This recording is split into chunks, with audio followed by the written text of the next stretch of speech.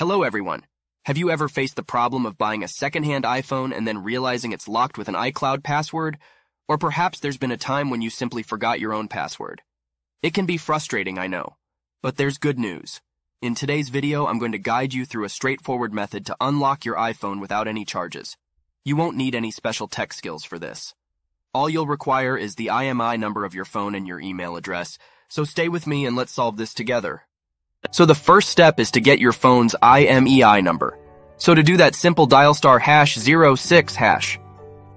Alright, as you can see here, you will get your 15-digit IMEI number. This is very important. So keep it somewhere close because we're going to need it in the next step. In this website, we will request the unlocking of the iCloud account of your device. So we just need to go here to this form. You just need to complete a simple form with the details of your device. Your exactly iPhone model, IMEI number, and your personal email address, where you will receive the confirmation that your iCloud account was successfully unlocked. After completing this form, you just have to wait until you get the confirmation that your iCloud account has been unlocked and receive the new credentials to log into your iCloud account.